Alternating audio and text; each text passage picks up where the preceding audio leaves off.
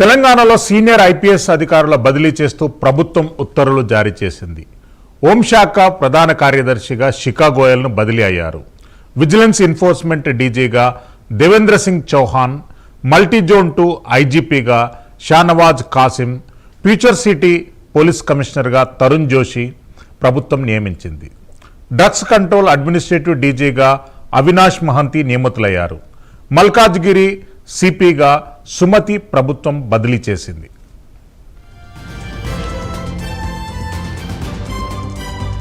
మరిన్ని అప్డేట్స్ అందిస్తారు ఓటు కుమార్.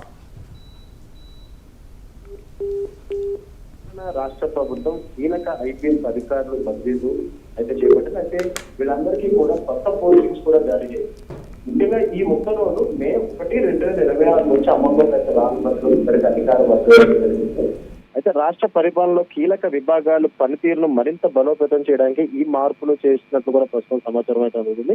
ముఖ్యంగా ప్రభుత్వం ఇచ్చిన ఉత్తర్వుల ప్రకారం సీనియర్ ఐపీఎస్ అధికారి శిఖా గోయల్ ను హోంశాఖ ప్రిన్సిపల్ సెక్రటరీగా నియమించింది. అయితే ఆమెకు ప్రస్తుతం ఉన్న సైబర్ సెక్యూరిటీ బ్యూరో మరియు ఫోరెన్సిక్ సైన్స్ ల్యాబ్ అదనపు బాధ్యత కూడా ఆమె కొనసాగింది. అయితే అదేవిధంగా దేవేంద్ర సింగ్ చౌహాన్ ను విజిలెన్స్ అండ్ ఎన్ఫోర్స్మెంట్ విభాగం డీజీగా బదిలీ చేశారు. మరో అధికారి అయిన షాన్వాజ్ కాసిం ను మల్టీజోన్ 2 ఐజీపీగా నియమిస్తూ అలాగే పర్సనల్ ఐజీపీగా అదనపు బాధ్యతలు కూడా అప్పగించారు. అయితే Tarun Joshini future city police commissioner గా నియమించారు. అయితే ముఖ్యంగా ఇప్పటికే 3 కమిషనరేట్లు ఉన్న పరిస్థితుల్లోని ప్రభుత్వం 4 కమిషనరేట్లు అయితే చేసింది. ఫ్యూచర్ సిటీ కూడా ఒక కమిషనరేట్ ఏర్పాటు చేయడం జరిగింది. అయితే అతను గతంలో సుధీర్ బాబు అయితే కమిషనర్ గా ఉన్నారు. ప్రస్తుతం Tarun Joshini future city commissioner గా నియమించారు. అయితే సీనియర్ అధికారి అయిన సుధీర్ బాబు పదవి విరమణ నేపథ్యంలోని సంబంధిత పోస్టింగ్ లో మార్పులు అయితే చోటు చేసుకున్నాయని చెప్పొచ్చు. అయితే అవినాష్ మహంతి ప్రస్తుతం ఏదైతే ఇతరులకు డ్రగ్స్ కంట్రోల్ అడ్మినిస్ట్రేషన్ డీజీగా బదిలీ చేస్తూ అలాగే ఏసీపీ డైరెక్టర్ గా అదనపు బాధ్యతలు అప్పగించారు. అలాగే బి సుమతి ఐపీఎస్ ను మల్కాజ్గిరి పోలీస్ కమిషనర్ గా నియమించారు. అయితే ఇంటెలిజెన్స్ విభాగంలో కూడా మార్పులు చోటు చేసుకున్నాయని చెప్పొచ్చు.